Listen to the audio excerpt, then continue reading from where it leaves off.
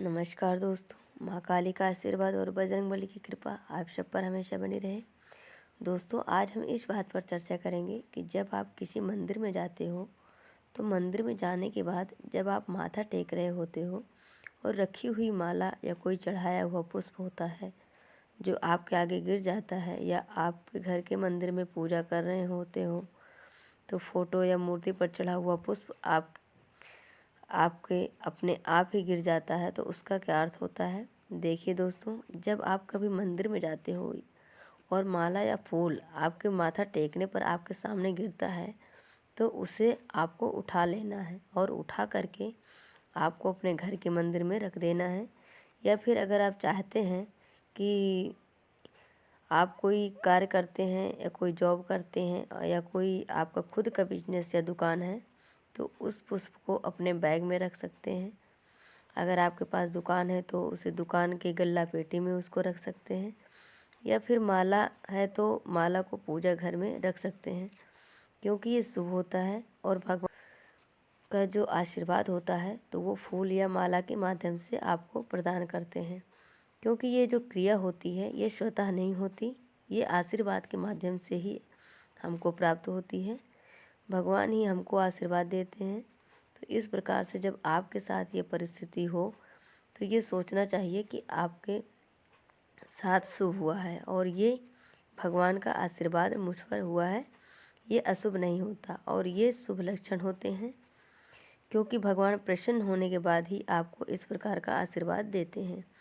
एक होता है जब आप मंदिर में खड़े होते हैं, तो जब कोई भी चीज़ भगवान को अर्पण कर रहे हैं या अर्पण कर दी है तो वो वस्तु आपके पैरों पर गिर जाती है। जैसे कि आप पुष्प चढ़ा रहे हैं या चढ़ाने के बाद वैसे ही स्वतः वो आपके पैरों पर गिर जाता है। पुष्प हो या कोई फल हो, वो पैरों पर अपने आप ही गिर जाता है। तो इसका क्या अर्थ है, जब कभी भी आपके पैर पर कोई पुष्प या फल आकर स्वतः ही गिर जाता है तो ये भी एक शुभ संकेत होता है।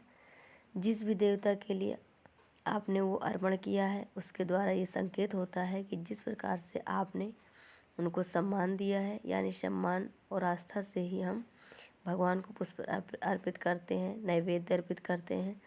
तो उसी आस्था से और उसी आशीर्वाद के साथ वो पुष्प अर्पण करते हैं, यानी आपको दिया है, आपका भी वो सम्मान करते हैं। जिस प्रकार से आपने अपने देवता का सम्मान किया है और जिस प्रकार से आपने उनके चरणों में नैवेद्य फल फूल अर्पित किया है, उसी प्रकार से वो आपको प्रसाद के रूप में वो फल देते हैं। तो अगर वो आपके पैरों पर से भी स्वतः ही उठा लेना चाहिए, अगर वो आपके पैरों पर गिरता है, और उसको प्रसाद के रूप में ग्रहण करना चाहिए। क्योंकि देवता इस प्रकार से किसी को जल्दी से आशीर्वाद नहीं देते।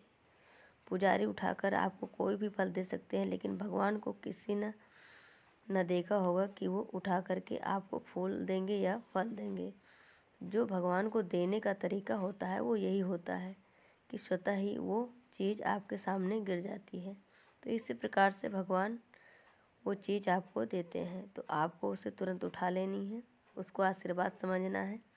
ये बड़ा बड़ा शुभ संकेत होता है। और एक बात ये है कि जब आप पूजा करते हैं, पूजा करते समय जब आप दीपक तैयार करते हैं और दीपक तैयार करने के बाद जैसे आप बाती रखते हैं, घी भी डालते हैं और घी डालने के बाद अचानक से वो दीपक पलट जाता है, यानी बिना जलाए हुए दीपक पलट जाता है। चाहे वो आपके हाथ से स्पर्श होकर या कोई सामान से टकरा कर वो दीपक पलट जाता है। और अगर आपके साथ ये घटना घटित होती है तो इसका अर्थ ये है कि आपसे कोई न कोई गलती हुई है, कोई न कोई त्रुटि हुई है, इस कारण से घटना घटित होती है, जो कि ईश्वर आपको संकेत देते हैं दीपक के माध्यम से। क्योंकि दीपक की घटना अर्थात दीपक को न जलाना, यानी दीपक आपको जलाना नहीं है। ईश्वर यही संकेत देते हैं कि दीपक के माध्यम से कि आपसे कोई गलती कोई त्रुटि हुई है, आपसे वो दीपक नहीं लेना चाहते, आपसे वो ज्योति जलवाना नहीं चाहते। ध्यान करेंगे तो कोई न कोई त्रुटि अवश्य नज़र आएगी, कभी न कभी तो अवश्य आपको वो गलती नज़र आएगी। कभी न कभी उसी समय पर ईश्वर हमें याद दिला देते हैं और कभी कभी महीनों लग जाते हैं, हमें याद नहीं आता कि हमसे क्या गलती हुई है। तो इसी के माध्यम से देवता आपको संकेत देते हैं।